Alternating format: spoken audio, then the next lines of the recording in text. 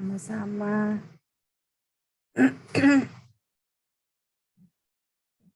Nah, jadi kembali lagi kita ke bagian kedua, dasar teori mekanika klasik ini.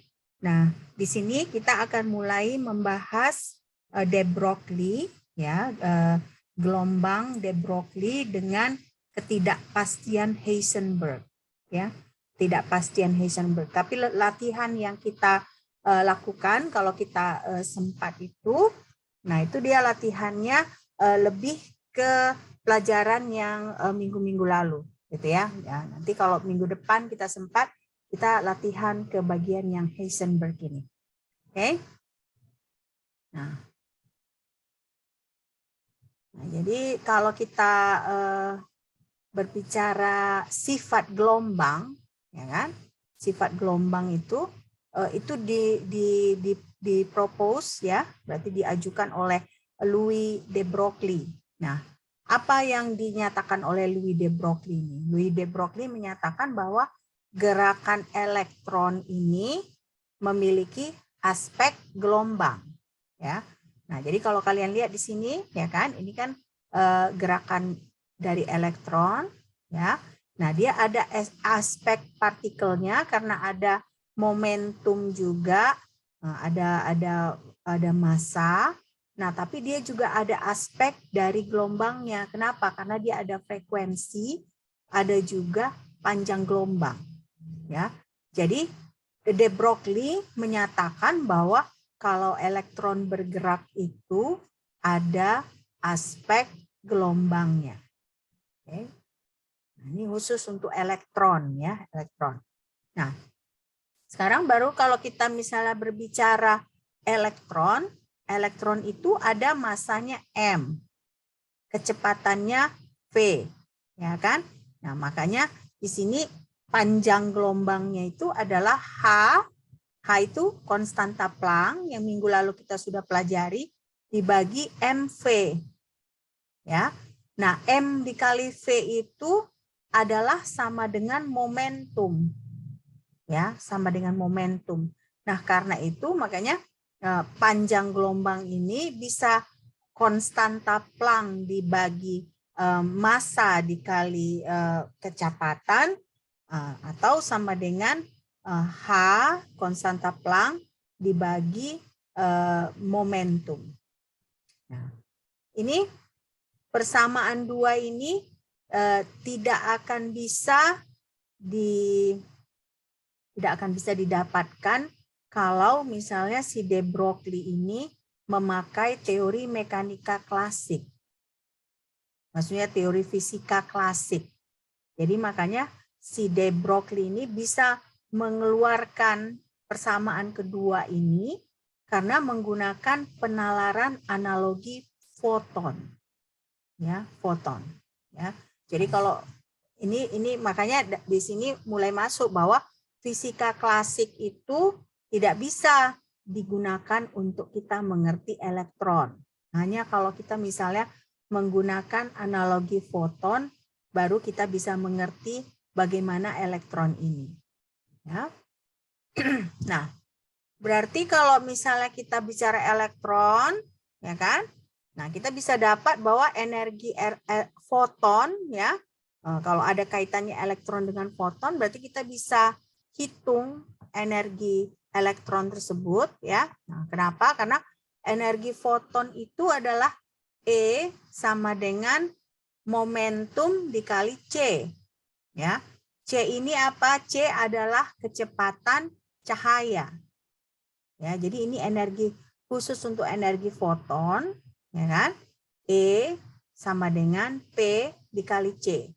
Nah, C adalah kecepatan cahaya, P adalah momentum dari si foton.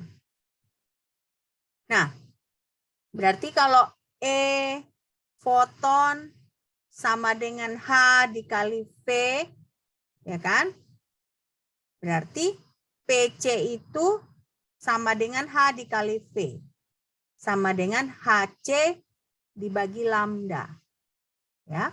Nah, kalau kita ubah bentuk persamaannya, kita dapatkanlah lambda sama dengan H dibagi P. Ya, jadi panjang gelombang itu adalah sama dengan H dibagi P. Oke. Nah, tapi kalau kalian lihat di sini, ini khusus untuk foton yang bergerak dengan kecepatan C.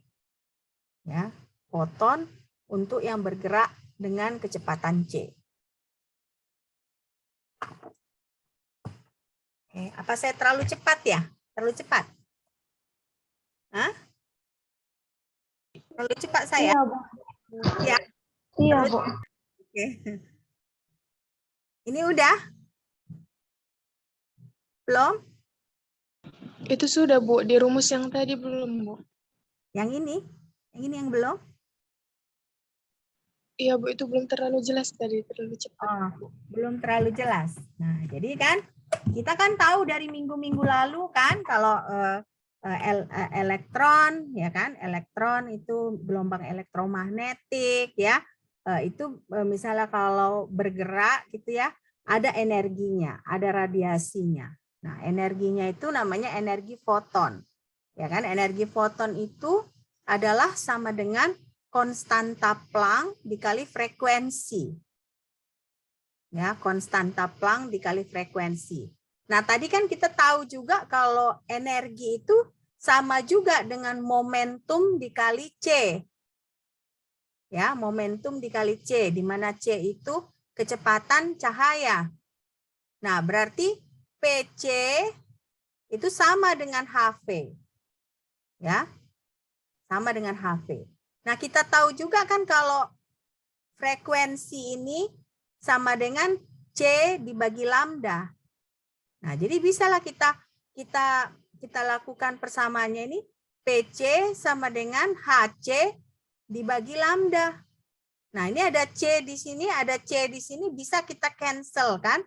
Nah, bisa kita hapus. Nah, makanya di sini lambda adalah sama dengan H dibagi P. Nah, tapi rumus ini khusus berlaku untuk foton yang bergerak dengan kecepatan C. Ya, rumus ini hanya untuk foton yang bergerak dengan kecepatan C. Nah, sementara tadi persamaan 2 tadi, persamaan 2 ya kan? Nah, dia sesuai untuk si elektron. Ya, persamaan 2 ini cocok untuk elektron. Oke. Karena ada bedanya kan, karena di sini dia mengasumsikan ada C di sini. Nah, tapi kalau persamaan 2 tadi kan kita hanya mengasumsikan si momentum ya, si momentum atau P. Nah, sekarang kita masuk ke pembuktian. Pembuktian apakah benar gitu ya bahwa misalnya panjang gelombang itu apakah untuk elektron, foton ya, apakah itu ya misalnya efek gelombang itu apakah hanya berlaku untuk elektron. Ya. Jadi selanjutnya kita mau melihat itu. Nah, ternyata ini ya Davison dengan Germer ya, mereka melakukan eksperimen. Nah, eksperimennya apa yang dilakukan? Eksperimennya untuk mengkonfirmasi hipotesa de Broglie ya. Hipotesa de Broglie tadi apa? Apa tadi hipotesa de Broglie? Gelombang elektron memiliki aspek gelombang elektron memiliki aspek elektron gerakan elektron memiliki aspek gelombang, Bu, yang terdiri dari momentum, massa dan panjang gelombang, Bu. Jadi elektron itu gerakan elektron memiliki aspek gelombang ya. Nah, jadi si Davison dengan Germer ini mau melihat apakah benar memang si elektron itu memiliki aspek gelombang. Nah, apa yang dilakukannya? Yang dilakukannya dilakukanlah percobaan sehingga memungkinkan elektron terpantul dari logam. Nah, ketika misalnya ada efek difraksi, nah mereka bisa melihatlah bahwa memang benar si elektron itu ada aspek gelombangnya. Ya, kenapa? Karena ketika ada pergerakan elektron dari sesuatu logam, mereka bisa melihat efek difraksi. Ya, kita ingatkan percobaan Thomas Young itu kan bahwa percobaan Thomas Young itu kita tahu kalau ada efek difraksi berarti kan ada gelombang, ada osilasi gelombang listrik dengan gelombang magnet, ya kan? Itulah elektromagnetik itu. Nah, ketika ada osilasi itu, ada saatnya gelombang saling menguatkan, ada saatnya gelombang saling cancel out, ya. Nah, itulah efek difraksi itu. Ya, nah jadi si Davison dengan Germer ini mereka mengkonfirmasi bahwa memang benar elektron itu ada efek difraksinya. Nah, sekarang ada lagi tahun 1932 Stern, ya, ilmuwan namanya Stern ini mengamati efek gelombang juga pada atom helium dan molekul hidrogen. Ya, atom helium dengan molekul hidrogen. Nah, jadi kalau dari sini mulai diamati, diobservasi kesamaannya bahwa kalau begitu bukan hanya elektron yang punya efek gelombang, tapi atom helium, molekul hidrogen juga mempunyai efek gelombang. Berarti tidak khas ini efek gelombang itu untuk elektron. Jadi apa yang terjadi? Terjadi berarti setelah diamati ini semua, jadi efek gelombang itu terlihat pada partikel yang mikroskopis. Nah, makanya kan kita minggu lalu kan belajar bahwa memang kalau suatu materi itu dia ukurannya nano, nah quantum mechanics yang lain berlaku. Nah, ini terlihat juga dari eksperimen-eksperimen yang dilakukan bahwa kalau de Broglie melihat elektron ada efek gelombang, Davison dan Germer juga membuktikan kalau elektron ada efek gelombang. Nah, sekarang si Stern pun mengamati ada efek gelombang pada helium dan molekul hidrogen. Ya. Jadi berarti sudah bisa ditarik kesimpulan efek gelombang ini ada juga pada partikel-partikel yang lain, tapi terutama partikel yang sangat kecil. Ya, partikel yang mikroskopis.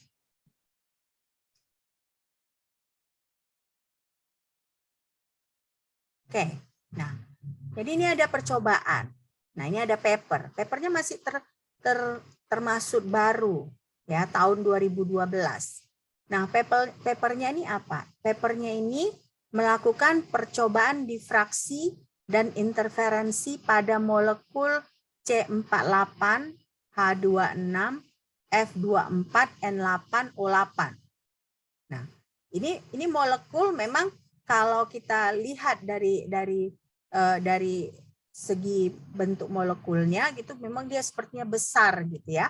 Tetapi kan dia kalau molekul namanya dia tetap molekul, berarti dia tetap kecil gitu ya, dia tetap dalam ukuran nanometer ya. Nah, jadi ketika dilakukan eksperimen, nah seperti gambar ini, ya kan? Nah, ada gambar ini, ada alat ya kan?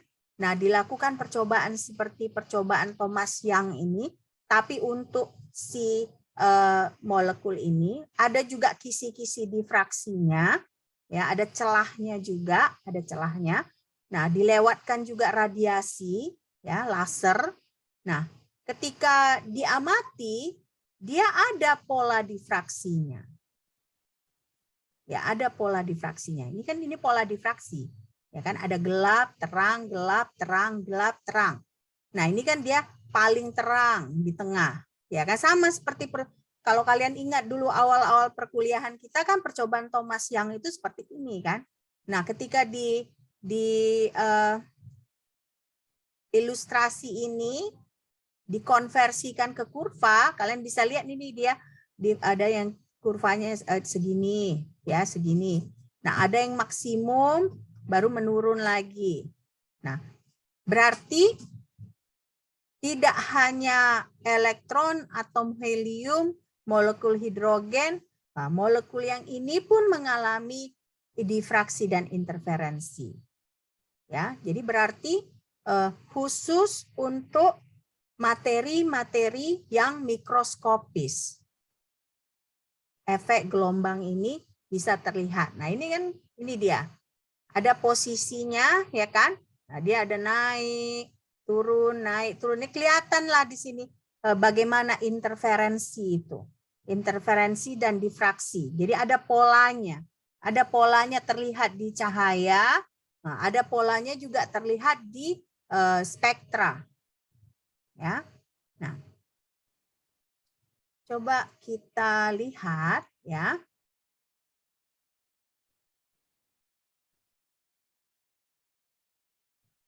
Dan saya ada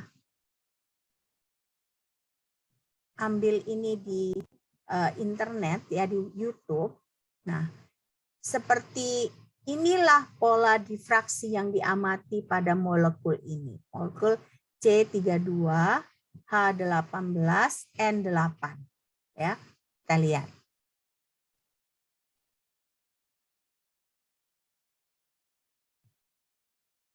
Ya.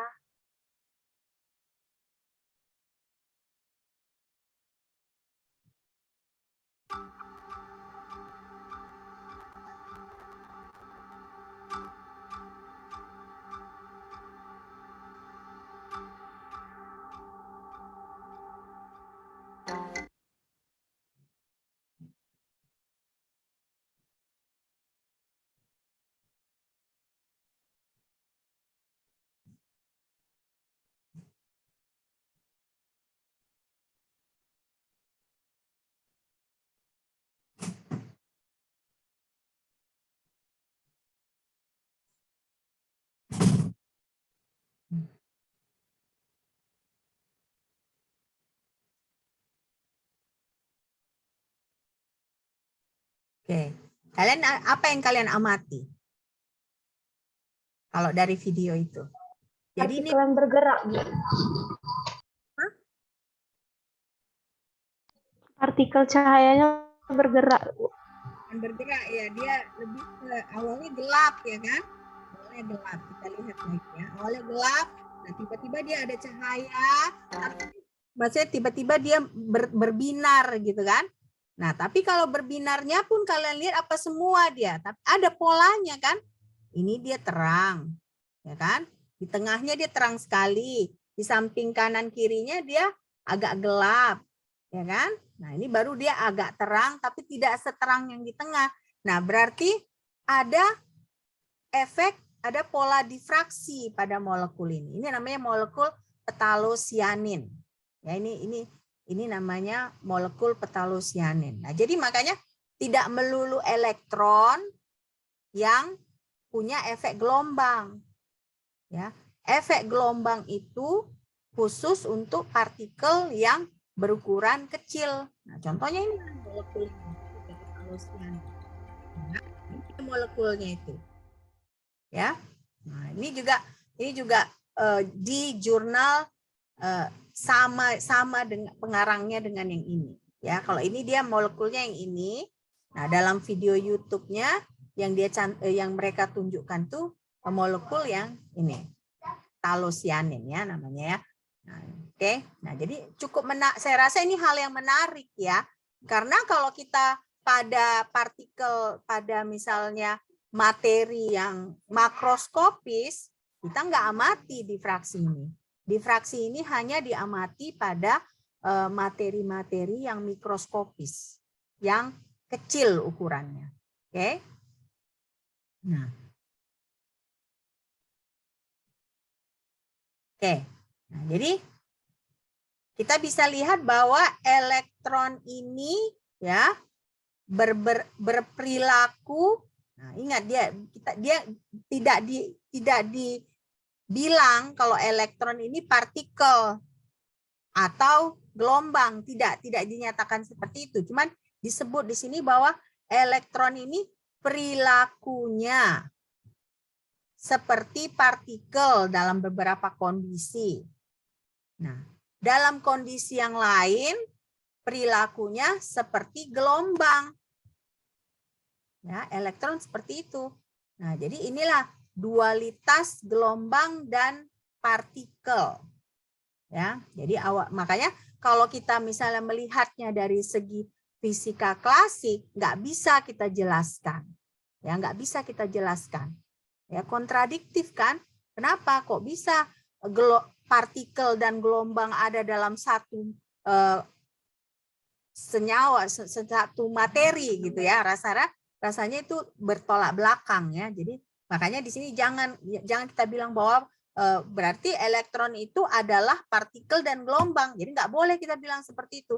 Yang bisa kita nyatakan bahwa si partikel ini dalam satu kondisi dia berperilaku seperti si elektron ini dalam satu kondisi dia berperilaku seperti partikel.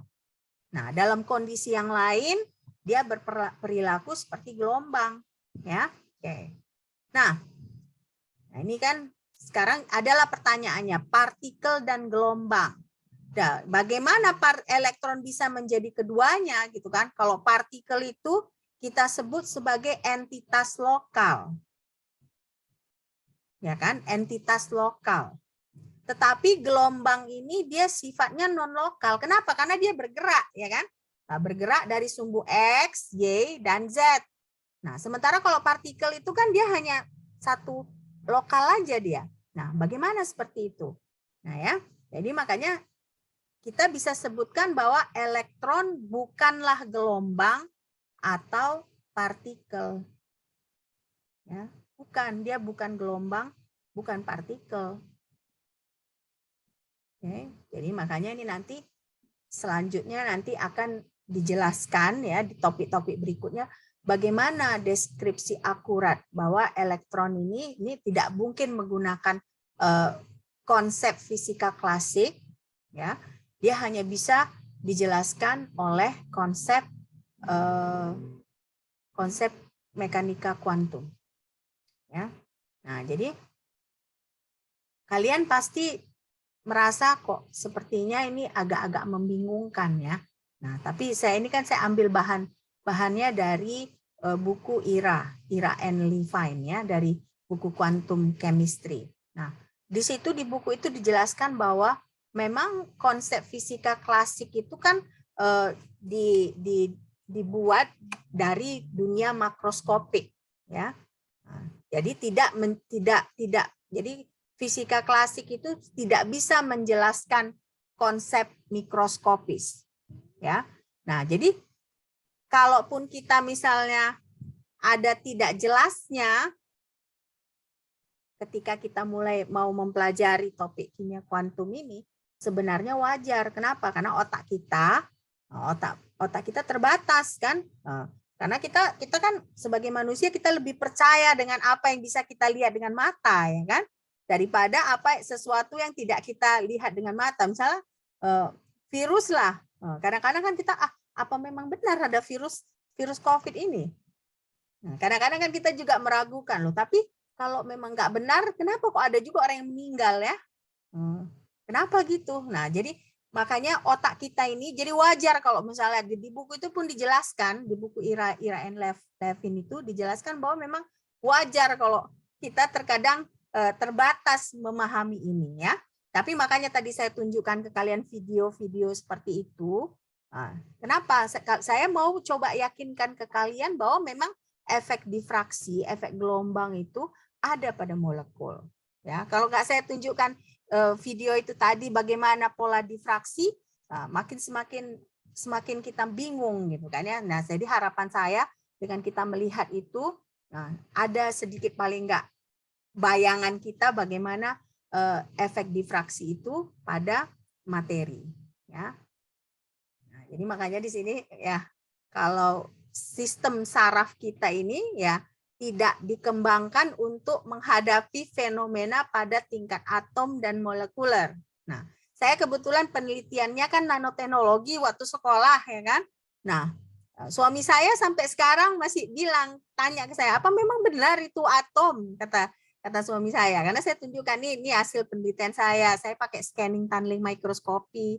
Nah, saya bisa tunjukkan ini adalah nikel nanopartikel. Nah, suami saya tanya langsung kan, apa memang benar itu? Nah, jangan-jangan itu kan hanya pemodelan matematik aja. Nah, kenapa? Karena memang wajar kita meragukan sesuatu gitu ya. Tapi kalau maunya kita seiring waktu kita belajar, maunya ada yang kita dapatkan dari kelas ini maunya ya. Oke, jadi makanya tidak heran kalau kita punya kesulitan memahami fenomena atomik dan molekuler.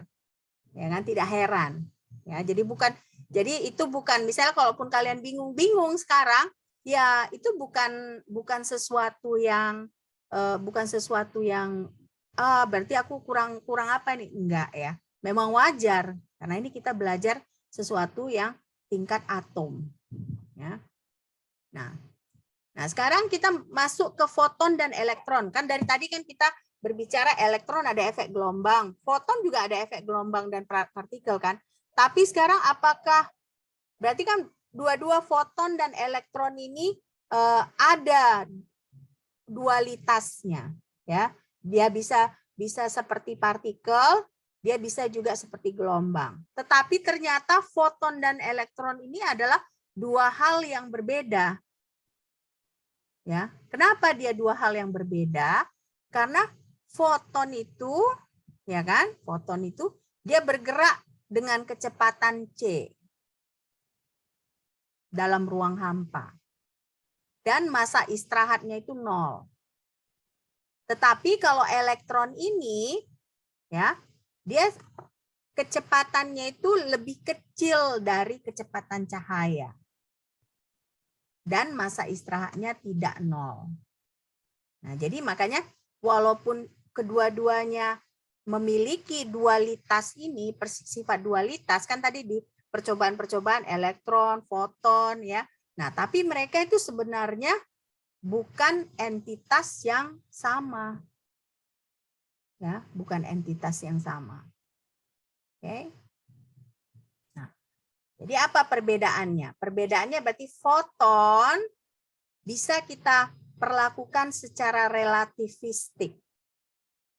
Nah, tapi elektron harus non-relativistik. Ya, non-relativistik. Ya, jadi itu bedanya. Kalau foton dia bisa secara relativistik. Nah, elektron ini secara non-relativistik. Kenapa? Karena kecepatannya lebih kecil dari kecepatan cahaya. Ya. Nah, sekarang kita masuk ke prinsip ketidakpastian. Nah, ini yang sedikit rumit topiknya ya.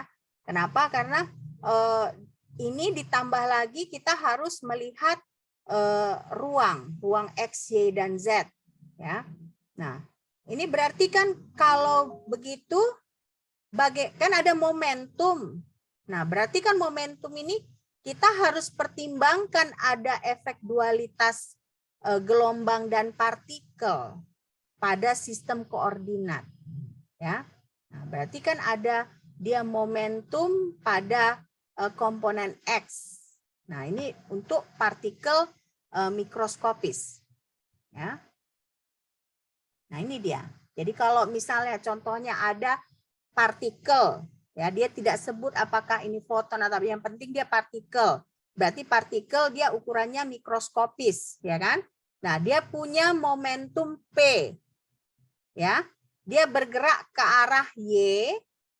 Nah, sehingga ketika dia bergerak ke arah Y, dia melewati celah yang sempit.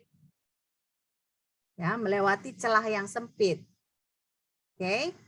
Nah, celah yang sempit itu lebarnya W. Ya. Celah yang sempit ini lebarnya W. Nah, berarti ada ketidakpastian W pada koordinat X saat melewati celah. Kenapa? Karena kan tadi dia momentumnya momentum X, ya, momentum X. Nah, tapi dia bergerak ke arah Y dengan celah yang lebarnya W. Nah, makanya di sini ada ketidakpastian di W, sehingga kita bisa sebut delta X ini sama dengan W. Ya, kita pelan-pelan aja ini ya, karena ini cukup sulit saya rasa ya. Nanti minggu depan kita ada latihannya saya kasih ya di kelas. Oke? Oke, sudah selesai ini? Sudah? Sudah ya? Oke. Nah, berarti partikel mikroskopis memiliki sifat gelombang. Partikel mikroskopis ini, ya kan, mengalami proses difraksi oleh celah. Nah, jadi makanya karena ada pergerakan, karena melewati celah si partikel ini, pasti ada pola difraksinya. Ya kan? Karena dia melewati celah, ada pola difraksinya. Oke. Saya juga harus pelan-pelan. Nih. Ini ada gambarnya. Ini kan, jadi ini partikelnya. Nah, partikelnya pada Y ini. Ya. Nah, kalau kalian lihat ini celahnya, dia ukurannya 6 mikrometer. Ya, D-nya, W-nya ya. Nah, ini L-nya, berarti dari sini ke sini itu 1 meter. Nah, berarti ada elektron yang berusaha melewati si celah ini. Ya kan, elektron itu kan partikel. Nah, tinggi pada grafik ini, ya kan, itu bisa kita sebut sebagai ukuran jumlah partikel yang mencapai titik tertentu. Ya, tingginya ini adalah ukuran jumlah partikel yang mencapai titik tertentu. Nah, baru pola difraksi kita bisa lihat di sini. Ya.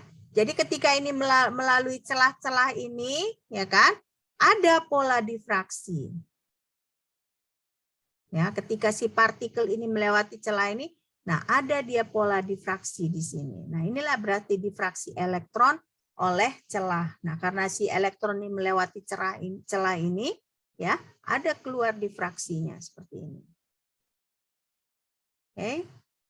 Nah, bagaimana kalau arah geraknya diubah? Berarti kalau arah gerak diubah kan momentumnya itu dipindahkan ke X, kan tadi dia Y, arah Y kan. Nah, tapi kalau diubah ke arah X, nah dia momentumnya ini dipindahkan ke arah X. Ya, momentumnya dipindahkan ke arah X. Nah, makanya di sini nanti kita ya berbicaranya PX. Ya, PX ya. Nah, jadi di sini kan kalau X itu ya, kalau kita punya komponen X berarti momentumnya PX. Nah, berarti apa itu momentum PX? Itu adalah proyeksi vektor momentum P ke arah X. Jadi dia momentumnya P tapi ke arahnya X, itulah PX. Ya. Nah, ada dia namanya sudut alfa. Nah, di sini nggak ditunjukkan sudut alfa. Nah, ada dia sudut alfa. Nah, sudut alfa itu misalnya kalau partikelnya dibelokkan ke atas, ya, dengan sudut alfa, nah maka PX itu adalah P sinus alfa. Ya, ini kalau ke atas. Nah, tapi kalau partikelnya dibelokkan ke bawah sebesar sudut alfa, nah apa bedanya di sini? Dia PX itu negatif P sin alfa. Ya, jadi kalau tergantung, kalau ke atas dia positif, ya kan? Ke bawah dia negatif. Ya, jadi si momentum X ini, nah besarannya P sinus alfa. Tetapi kalau dia ke atas dia positif, kalau ke bawah dia negatif. Oke. Kok muka-mukanya muka-muka apa ini semua?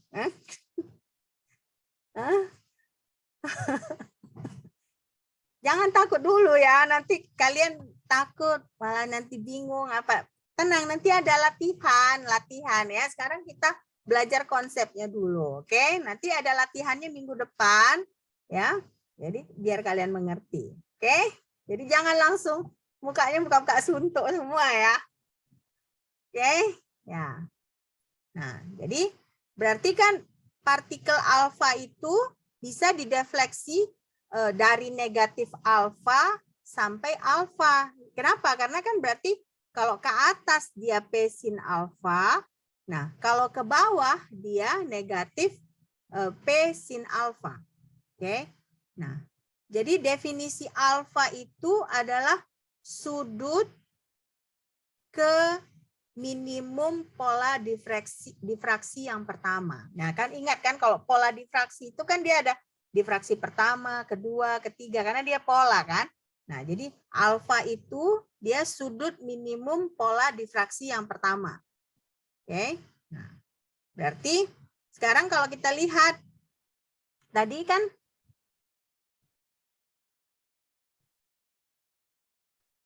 tadi kan kita bilang karena dia melewati celah W, ya kan?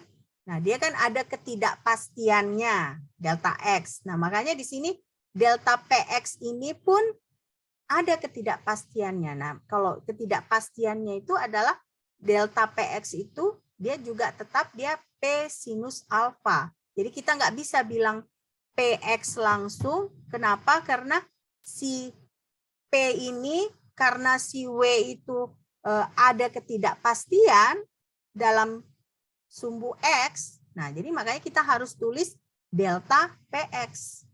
Ya, jadi makanya di sini ketidakpastian si P ini sebagai ukuran ketidakpastiannya adalah delta PX. Nah, delta PX adalah P sinus alfa. Kan P sinus alfa. Nah, jadi berarti kalau kita gabungkan dengan celahnya, ya kan? Celahnya tadi juga kan ada ketidakpastian lebarnya kan? Nah, jadi delta X, delta PX itu sama dengan apa jadinya? Delta X dikali delta PX sama dengan apa?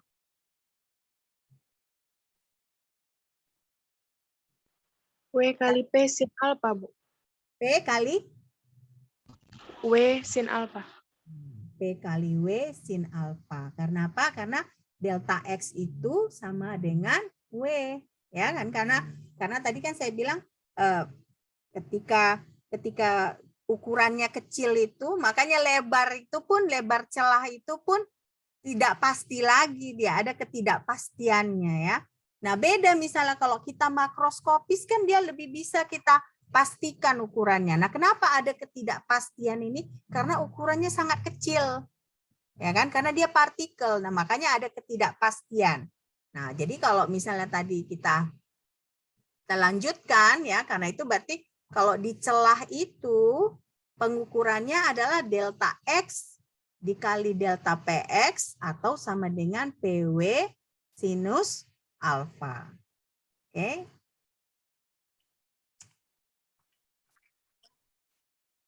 Ya, saya rasa sampai di sini ngerti kan? Ngerti kan? Mudah-mudahan ngerti lah ya. Oke. Oke, ya, kita lanjut. Nah, berarti di sini kan tadi alfa itu sudut di mana minimum difraksi pertama terjadi, ya kan? Nah, apa itu syarat minimum? Karena ini kan harus berarti sudut alfa ini harus minimum, ya. Keadaan minimum difraksi pertama terjadi. Nah, berarti kita harus tahu apa syarat minimumnya ya, syarat minimumnya. Nah, syarat minimumnya itu adalah perbedaan jarak yang ditempuh oleh partikel melewati celah di tepi atasnya dan partikel yang pusat, kan berarti kalau ada celah gitu kan, ada titik pusatnya, ada titik atasnya, ya kan? Nah, makanya di sini antara titik pusat dengan titik tengahnya itu, ya kan, kalau kita buat lingkaran aja kan, ya kan, lingkaran. Nah, kan ada center, ada pusat, baru ada yang bagian atasnya ini. Nah, jadi jarak antara bagian atas dengan bagian tengahnya itu kita sebutlah 1/2 lambda, setengah lambda. Ya, jadi syarat minimum itu adalah setengah lambda. Nah, setengah lambda itu apa? Berarti kalau kita punya contohnya lingkaran, kalau kita bayangkanlah ini seperti lingkaran, ya kan? Berarti tengah pusatnya dengan atasnya itu setengah lambda.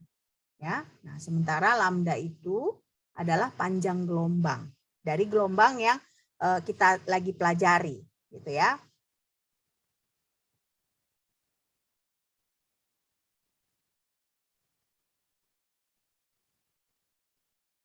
Oke. Nah, jadi kita sudah belajar beberapa hal. Nah, berarti di sini, ya kan? Kita lewatkan aja, membingungkan. Nah, gelombang itu nanti polanya itu kan, kenapa terjadi pola? Karena ada gelombang yang saling menguatkan, ada gelombang yang saling membatalkan. Nah, seperti percobaan Thomas Young atau seperti video tadi itu kan, ada yang terang, ada yang gelap, ada yang dia setengah terang, ya kan? Dia yang paling terang itu kan yang tengah-tengah. Kenapa? Karena gelombang itu ada yang saling menguatkan, ada yang saling membatalkan. Nah, yang saling membatalkan itulah yang gelap, ya. Nah, sekarang kita mau melihat perhitungan minimum difraksi yang pertama. Ya. Nah, kita lihat ini celahnya. Ya kan, ada celahnya. Nah, kalau kita lihat nih ada dia ke sini dia polanya. Ada yang ke sini. Nah, antara yang ini dengan yang ini itu adalah AB. Nah, AB ini adalah setengah W. Ya, setengah W. Karena ini kan sebenarnya kalau celahnya itu kan sebesar ini A dengan E, tapi kan dari titik tengah ke titik yang atas tadi kan. Nah, itu dia setengah W. Nah, lambda itu adalah kalau ini si B kita tarik garis lurus, baru ini kan ada yang BD. Nah, lambda itu adalah sudut antara BD. Ya, sudut yang ini. Nah, ya. Nah, baru ada lagi kita lihat kalau misalnya kita tarik lagi ke sini ada namanya garis AC. Ya, dari garis AC. Nah, di sini AD ini berarti AD itu sama dengan CD. Ya. Makanya nih kita harus cari kita harus tarik A ke C ini. Karena kita harus cari apa yang sama dengan AD. Nah, ternyata yang sama dengan AD itu adalah CD ini. Nah, makanya ditarik garis dari A ke C ini. Ya. Nah, berarti perbedaan panjang jalurnya itu kita sebut BC. Ya, karena ternyata si BD dengan AD itu kan tidak sama panjangnya. Yang sama panjangnya itu CD. Jadi perbedaan antara AD dan BD adalah BC. Ya. Sudah ngerti kan? Sudah ngerti belum? Udah lah ya, saya harap sudah mengerti ya. Oke, nah berarti AD dan BD ini dia hampir paralel ya, hampir paralel tapi dia enggak sama ya, hampir sama dia ukurannya tapi enggak. Kenapa? Karena ada perbedaannya BC. Nah, tadi saya sudah bilang kalau BAC itu ya BAC, nah itu adalah alfa. Jadi ini kan sudut yang ini alfa. Nah, tapi ternyata BAC ini juga sama besarnya dengan alfa ini. Ya, sama besarnya dengan alfa. Nah, jadi kita mau menghitung berapa BC ini. Nah, BC itu ternyata setengah W sinus alfa. Ya, jadi BC itu ini panjang BC ini adalah setengah W sinus alfa. Ya, setengah W sinus alfa. Oke. Nah, nanti jadi kalian oret-oret juga gitu di rumah nanti untuk mengertinya kalian coba coret-coret sendiri ya kan untuk mengerti. Cuma kita mengerti kalau ini kan dia alfa ya kan alfa. Nah, kita mau buat si ini ada sama ukurannya dengan di sini. Nah, ternyata bedanya itu adalah BC. Nah, karena bedanya BC itu kita bisa lihat bahwa BAC ini, nah yang ini sudut yang ini sama dengan sudut yang ini, ya kan? Nah, sudut yang ini, alfa yang ini sama dengan sudut BAC, ya kan? Nah, karena itu kita bisa hitung berapa panjangnya si BC. Panjangnya BC adalah setengah W sinus alfa. Nah, ini mirip dengan apa? Mirip dengan PX tadi kan? Benar enggak? Mirip dengan PX tadi kan? Nah. Jadi berarti kalau BC, kita bisa bilang BC itu kan setengah lambda. Ya benar enggak? Tadi kan dari pusat ke yang atas itu setengah lambda. Ya kan? Nah, jadi bisa kita sebutkan W sinus alfa itu adalah sama dengan lambda. Ya kan? W, ini kan tadi kan si ini dari sini ke sini ini adalah setengah lambda juga. Nah, jadi makanya W sinus alfa kita buat aja kita apa namanya? Kita cancel setengahnya jadi W sinus alfa sama dengan lambda. Nah, karena itu misalnya kita ubah lagi persamaan yang pertama tadi kan tadi ingat nggak? Saya tanya tadi delta X, delta PX itu, nah tadi Krisna jawabnya kan PW sinus alfa, benar nggak Krisna? Ya kan? PW sinus alfa. Nah, tapi kan kita bisa ubah lagi jadinya di sini. Berarti Ya.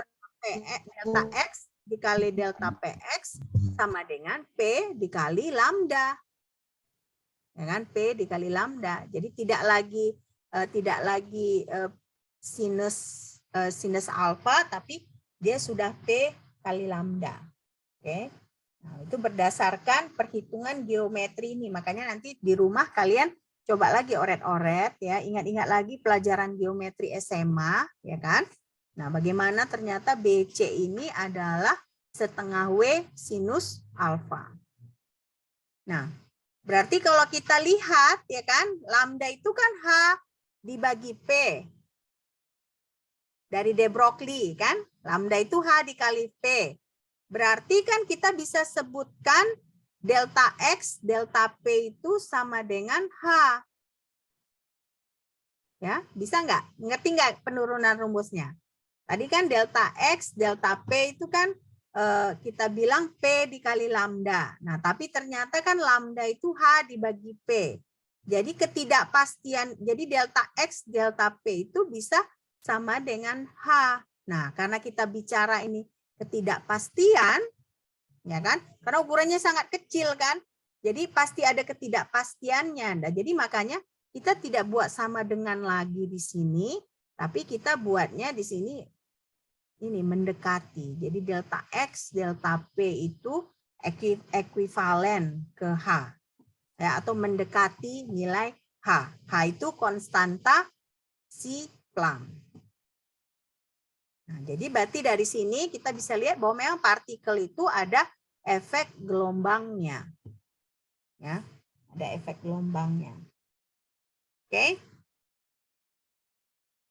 Nah, jadi nanti di rumah kalian coba oret-oret lagi. Nanti pasti setelah kalian oret-oret, kalian lebih mengerti ya.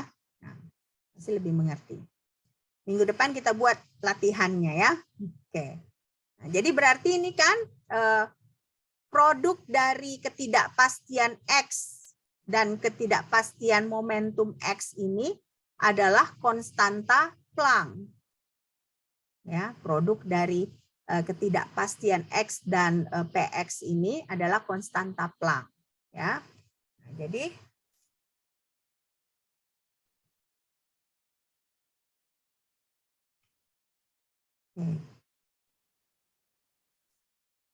jadi kalau begitu, walaupun misalnya kita buat akurat kali posisinya, karena ini ukurannya kecil, tetap aja penentuan momentumnya itu nggak akan bisa akurat. Ya kan? Karena dia ukurannya kecil. Nah, jadi makanya di sini ada satu lagi konsep bahwa penyempitan celah, kalau semakin sempit celahnya ini berarti pola difraksinya itu dia semakin melebar, ya. Pola difraksinya semakin melebar. Oke. Nah, jadi inilah yang kita sebut sebagai prinsip ketidakpastian. Ya. Yang tadi kita pelajari itu adalah prinsip ketidakpastian.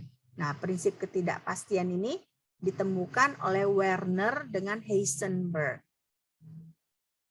Ya, Werner dengan Heisenberg. Oke.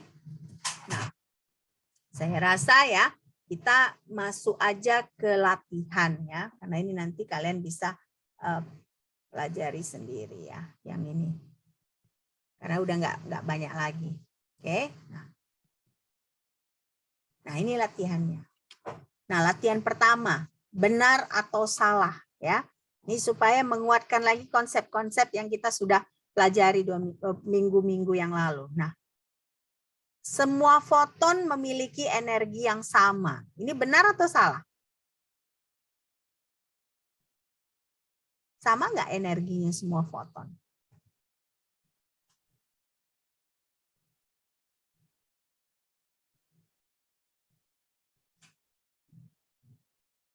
Foton itu kan berarti ada beberapa jenis gelombang elektromagnetik, ya kan?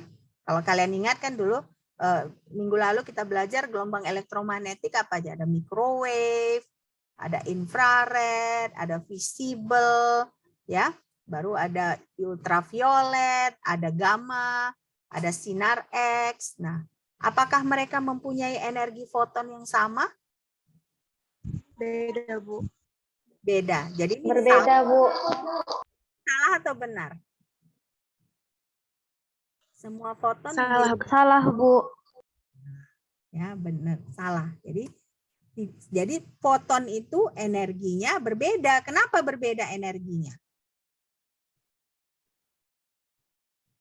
Kenapa berbeda energinya? Perhitungan energi ada kaitannya dengan apa? Momentum dan kecepatan cahaya. Bukan yang tadi. Panjang yang lain, gelombang, Bu. gelombang. Nah, jadi kan tadi yang saya bilang tadi itu kan panjang gelombangnya berbeda kan?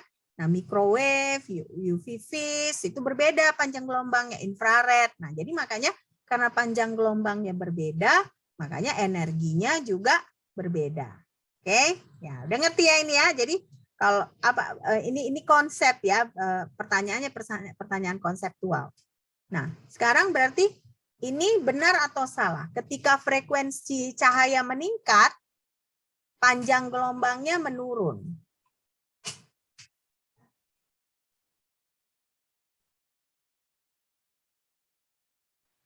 Benar, Bu. Kenapa? Karena panjang gelombang dengan frekuensi banding terbalik kan ya. Makanya kan kalau energi foton kan h-mu. Tapi kalau misalnya kita ubah memakai formula yang lain Hc per lambda, berarti kan mu-nya itu kan sama dengan 1/4 lambda ya. Jadi makanya kalau frekuensi cahaya meningkat ya, berarti panjang gelombangnya menurun. Oke. Nah, sekarang yang ini. Oke. Jika ada cahaya ungu ya dengan panjang gelombang sama dengan 400 nanometer tidak menyebabkan efek fotolistrik pada logam tertentu, maka dapat dipastikan bahwa lampu merah lambda dengan 700 nanometer tidak akan dapat menyebabkan efek fotolistrik pada logam.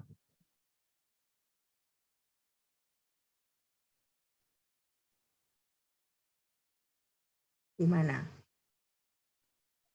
Coba. Benar atau salah?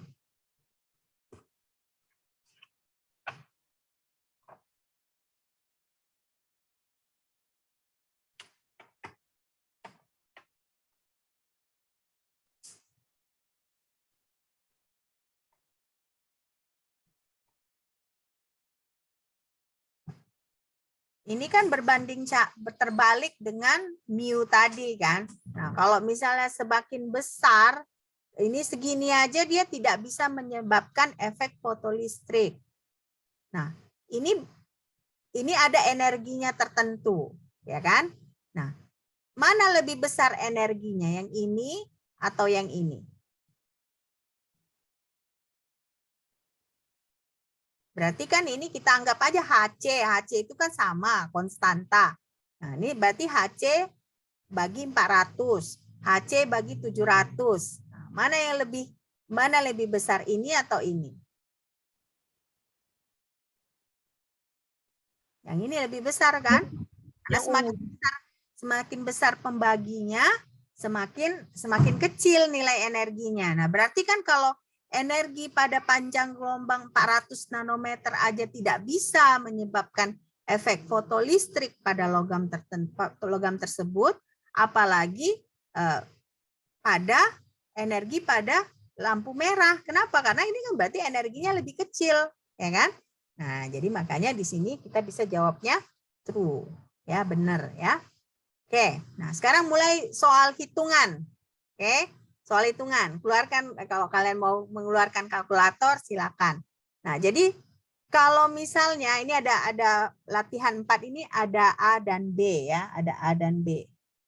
Ya, ada A dan B. Nah, jadi pertanyaan A-nya ini hitung energi foton radiasi inframerah yang panjang gelombangnya 1064 nanometer. Itu yang pertama. Nah, yang kedua laser NDYAG. Nah, berarti ini sumber lasernya ini NDYAG. Nah, dia memancarkan pulsa radiasi dengan panjang gelombang 1064 nanometer. Nah, dayanya itu adalah, tunggu saya kok ini, tapi saya salah ini nih. Saya pastikan dulu ya. Salah ketik.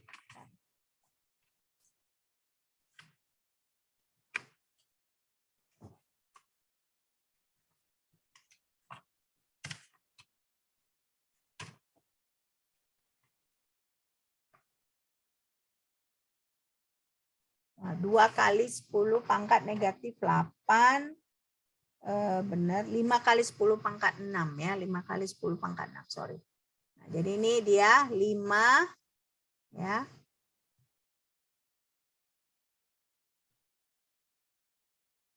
Lima kali 10 pangkat 6 watt. Ya kan? 5 kali 10 pangkat 6 watt. Nah, sementara durasinya ini adalah 2 kali 10 pangkat 8 second. 2 kali 10 pangkat negatif 8 ya.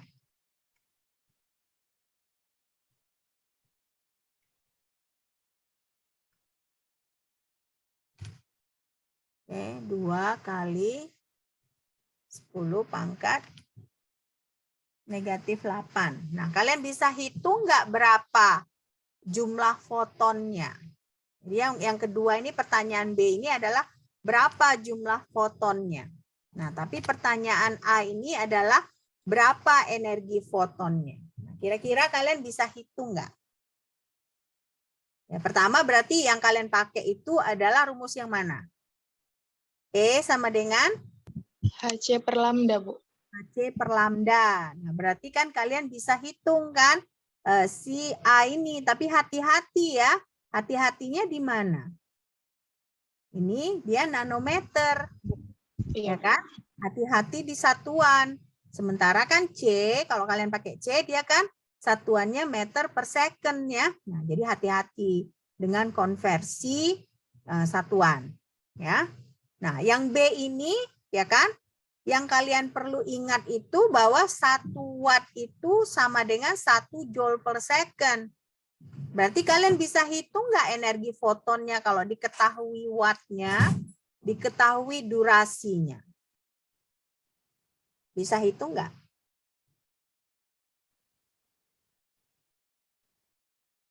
Berarti kan kita tetap perlu energi foton di sini kan, untuk menghitung jumlah fotonnya. Nah, bagaimana kita mengetahuinya? Karena yang diketahui itu watt dengan second. Nah, tapi ada di sini catatan bahwa 1 watt itu sama dengan 1 joule per second.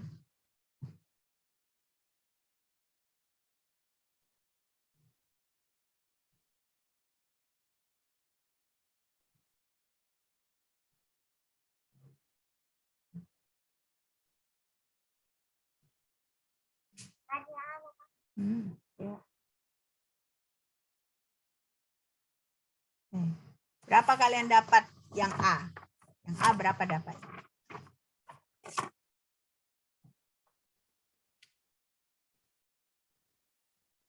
Satu 1,85 kali 10 pangkat minus 19 Joule, Bu. Nah, benar, 1,85. Oke. Nah, kalau yang B,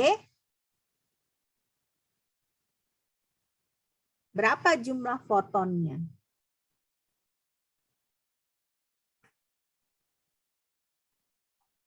Nah, sekarang lah, berapa jumlah energinya? Energinya berapa ini? Kalau dia dayanya 5 kali 10 pangkat 6, ya kan, watt. Sementara durasinya itu 2 kali 10 pangkat negatif 8 second. Nah, kita tahu kalau 1 watt itu sama dengan 1 joule per second. Nah, kalau dari ini, informasi ini, berapa energi fotonnya? 0,1 Joule, Bu. 0,1 joule. Nah, kita tahu ini 0,1 joule, berarti berapa jumlah fotonnya?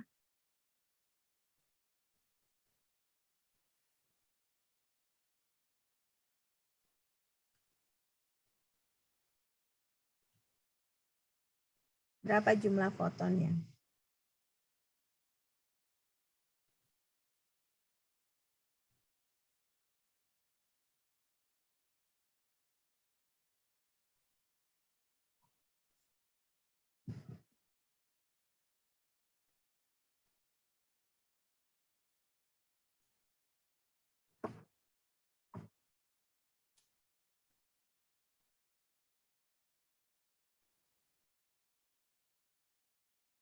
Jangan hanya Krishna yang menghitung ya, yang lainnya juga menghitung ya.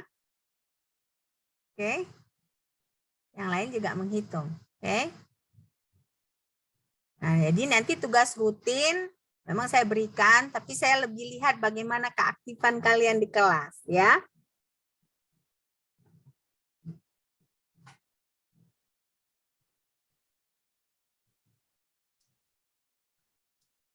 Jadi berapa kira-kira N-nya?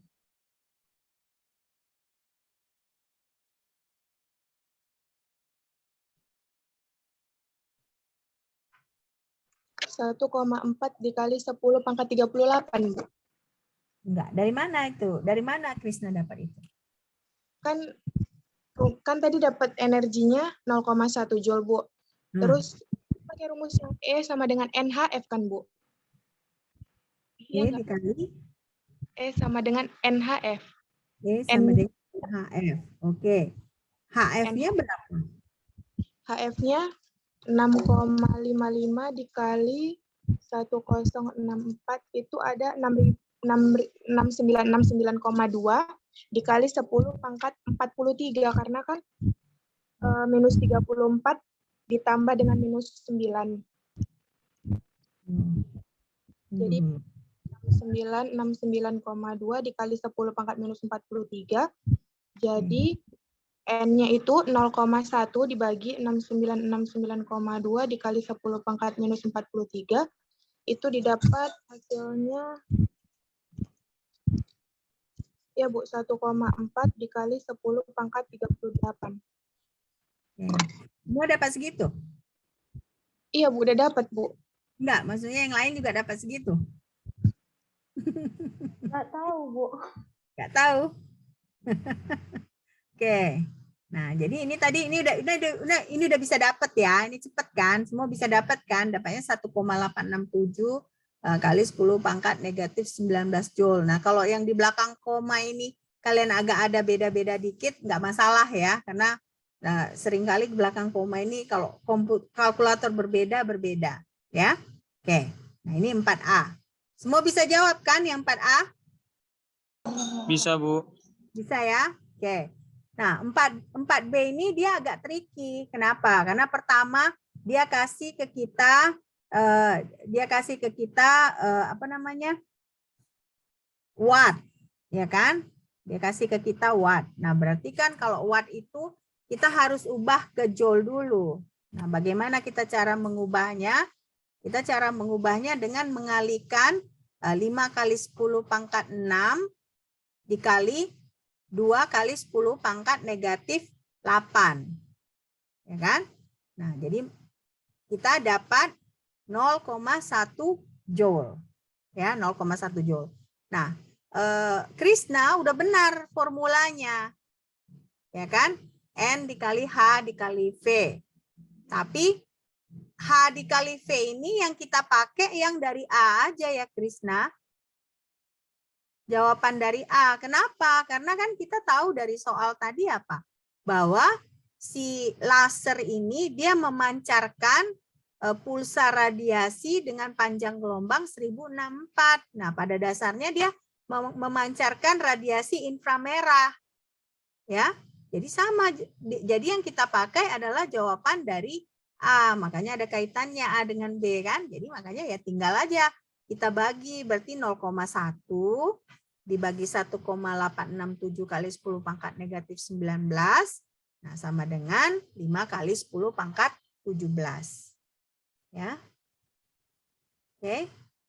Nah, jadi jumlah fotonnya itu adalah 5 kali 10 pangkat 17. Ya. Jadi kalau kita punya laser, nah lasernya itu dari YAG, NDYAG, ya. Nah, ada wattnya tertentu pada waktu tertentu, ya, berarti jumlah fotonnya itu adalah 5 kali 10 pangkat 17. Ya, jadi nggak perlu rumit-rumit memikir karena kan sudah diberitahu bahwa yang dipancarkannya itu adalah infrared dengan panjang gelombang 1064 nanometer. Nah, semua ngerti nggak ini? Nggak ngerti, Yohana nggak ngerti? Hah? Nggak ngerti Yohana, kok geleng-geleng, nggak ngerti berarti? Di mananya nggak ngerti? Belum paham konsep dasarnya. Konsep dasarnya? Maksudnya gimana konsep dasarnya nggak ngerti? Berarti saya gagal loh ya. Kita udah pertemuan ke-6, kamu konsep dasarnya nggak ngerti, berarti saya sudah gagal nih. Maksudnya yang mananya kamu nggak ngerti konsep dasarnya? Hah? Tadi ada miss Bu, pertemuan yang ini. Hah? Ada yang miss? Iya Bu, jaringannya nggak bagus Bu tadi. Jaringan saya yang nggak bagus atau Saya, jaringan? Oh, oke. Nah, tapi nanti ini kan ada rekaman ya, ada rekaman. Saya nanti upload di Sibda. Nah, kamu bisa perhatikan lagi. Tapi kalau misalnya kamu, jadi ginilah intinya ya, biar saya ulangi lagi. Kalau misalnya energi foton, ya kan? Ini sebenarnya bukan pelajaran hari ini latihannya ya.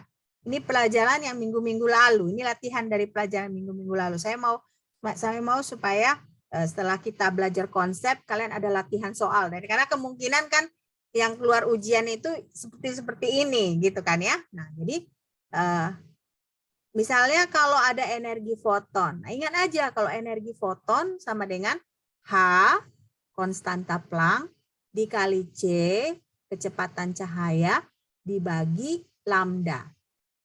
Tapi bisa juga energi foton itu apa? H dikali frekuensi. Ya, H dikali frekuensi. Kenapa? Karena frekuensi itu sama dengan C dibagi lambda. Ya, C dibagi lambda. Jadi Yohana itu ya. Nah, baru selanjutnya kalau misalnya kita tahu energi foton, ya kan? Nah, kita tahu energi yang radiasi dari si suatu laser. Nah, contohnya ini kan, nah, energi suatu laser ini, ya kan? Kita bisa hitung watt dikali waktu, ya kan? Kenapa watt dikali waktu? Karena kan Watt ini 1 joule per second. Berarti kalau joule per second dikali second kan jadi joule. Nah, jadi makanya 5 kali 10 pangkat 6 watt dikali 2 kali 10 pangkat minus 8 second itu udah jadi joule. Makanya ini kali ini tadi kita dapat 0,1 joule. Nah, berarti si laser ini kan dia bilang dia dayanya itu ada 0,1 joule. Nah, sementara energi emisi yang dipancarkan itu panjang gelombangnya 1064 nanometer.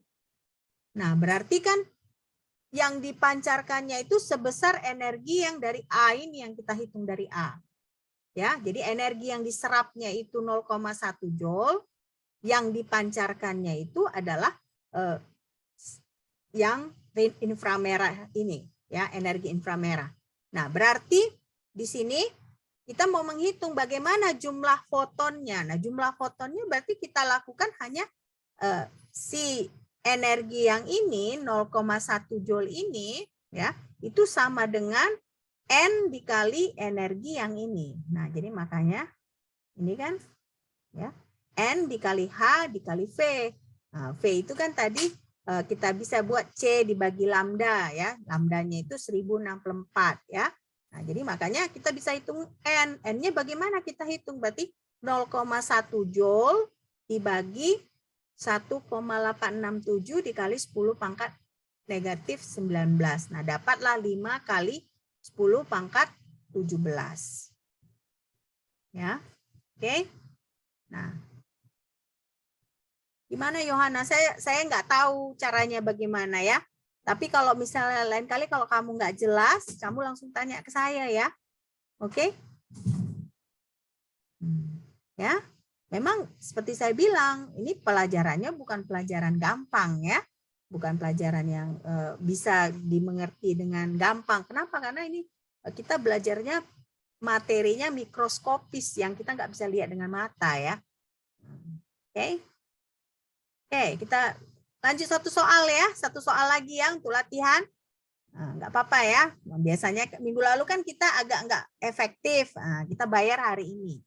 Oke, nah ini fungsi kerja Na yang sangat murni adalah 2,75 elektron volt. Di mana 1 elektron volt itu 1,602 kali 10 pangkat negatif 19 joule.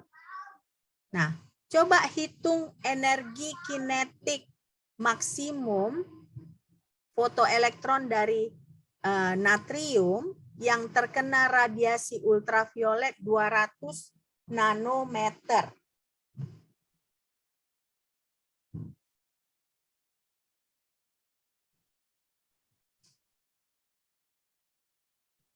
Fungsi kerja lambangnya psi ya. Psi kan. Jadi ingat kan kita waktu belajar fotoelektron kan bahwa energi yang dibutuhkan untuk elektron keluar dari logam itu biasanya kita sebut fungsi kerja, energi minimum. Ya, makanya di sini energi minimumnya atau psi-nya adalah 2,75 elektron volt. Ya. Nah, berarti di sini pertama-tama yang harus kalian kerjakan adalah mengubah elektron volt menjadi joule. Nah, bagaimana caranya? Berarti kalian kalikan 2,75 dikalikan 1,602 kali 10 pangkat negatif 19. Nah, dapatlah fungsi kerja atau psi. Nah, yang selanjutnya kalian perlu hitung adalah berapa energi radiasinya ini. Nah, kalau radiasinya itu ultraviolet 200 nanometer, berapa energinya? Nah, itu berarti nanti kalau kalian pakai rumus apa kalian hitung? Pakai rumus yang EK sama dengan H kali frekuensi dikurang itu fungsi kerja, Bu. Iya. Energi kinetik maksimumnya pakai itu. Nah, tapi kalau misalnya si EK-nya si apanya ini energi awalnya ini pakai HC dibagi lambda. Ya, atau H mu. Oke. Jadi kalian harus hitung dulu 200 nanometer ini berapa energinya? Ya kan? 200 nanometer ini berapa energinya? Kalian tinggal pakaikan aja H, C dibagi lambda. Nah, jangan lupa selalu kalau ada satuan-satuan seperti ini kan satuannya nanometer. Nah, jangan lupa kalian konversikan ke satuan meter. Nah, jadi makanya nanti energi kinetik maksimumnya adalah HC per lambda dikurang fungsi kerja natrium. Nah, itulah energi kinetik maksimumnya.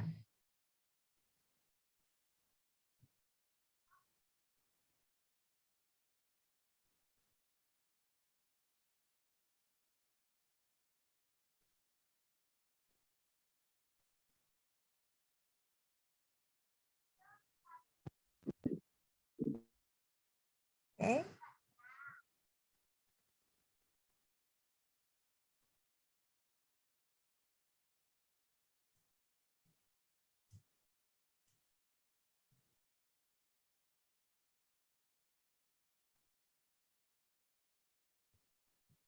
Berapa kalian dapat?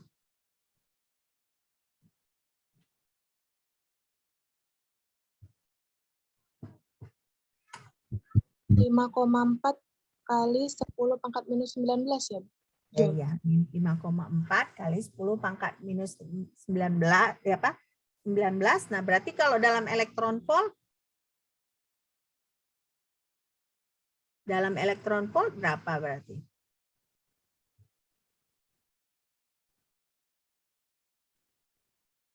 Kita bagikan dengan 1,602 kali 10 pangkat negatif 19, ya kan? Berarti kita dapat 3,42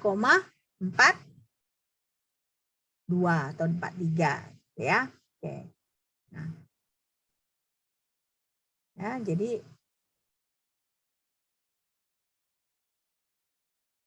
ini kan kita bisa lihat bahwa Tmax-nya itu ya kan adalah ini ya. HV dikurang fungsi kerja ya kan, fungsi kerjanya HV dikali fungsi HV dikurang fungsi kerja ya. Nah, jadi HV-nya itu karena kita tahu tadi dia HC dibagi lambda ya kan, inilah kita dapat. Nah, sementara si fungsi kerja itu 2,75 elektron volt nah, dikali 1,602 kali 10 pangkat negatif 19 joule. Nah, makanya kita dapat di sini 5,5 dikali 10 pangkat negatif 19 atau 3,43 elektron volt. Ya, oke. Nah, jadi makanya kita banyak yang harus kalian pelajari sebelum kita ini ya, sebelum kita UTS ya. Makanya saya mulai memberikan kalian latihan-latihan ini ya, karena kita sudah belajar teori, sudah belajar konsep. Nah, yang selanjutnya perlu kalian kerjakan adalah latihan-latihan. Nah, nanti saya usahakan kita beberapa inilah kita kan 1 kali pertemuan lagi. Nah, saya usahakan kita banyak latihan-latihan supaya kalian semakin ngerti. Nah, nanti kalau saya ada waktu, ya, kalau saya ada waktu, nanti saya kasihkan kalian contoh-contoh soal yang ada solusinya. Ya, kalau saya ada waktu, saya usahakan saya memberikan kalian contoh-contoh soal yang ada solusinya. Nah, tapi nanti jangan kalian belajarnya pakai baca gitu, jangan ya. Caranya jadi kalau misalnya saya berikan kalian contoh-contoh soal walaupun ada solusinya, coba kalian kerjakan sendiri. Ya. Nah, nanti sesudah kalian kerjakan sendiri, kalian bisa cek dengan jawaban yang saya berikan di situ. Ya, apakah sama? Nah, kalau tidak sama, misalnya kalian lihat di mana letak kesalahan kalian, supaya kalian nanti belajarnya lebih mantap, gitu ya kan? Kalian bisa lihat ini kan, sebenarnya ini semua kita udah pelajari minggu-minggu lalu, ya kan? Tapi terkadang karena kita tidak latihan, kita bingung gitu ngaplikasikan formula-formula yang sudah kita pelajari sebelumnya. Oke? Ya. Nah, sekarang sampai di sini apakah ada pertanyaan? Apa ada pertanyaan? Nggak ada ya? Ini udah Jumat malam, kita mau buru-buru ya, mau buru-buru having fun ya kan? Oke, kalian masih muda, tentunya mau having fun. Oke, sampai jumpa minggu depan ya. Nah, mulai pelajari yang kita sudah pelajari berapa minggu terakhir ini ya, sudah satu minggu, berarti kita 1 kali pertemuan lagi udah TS ya. Nah, oke, jadi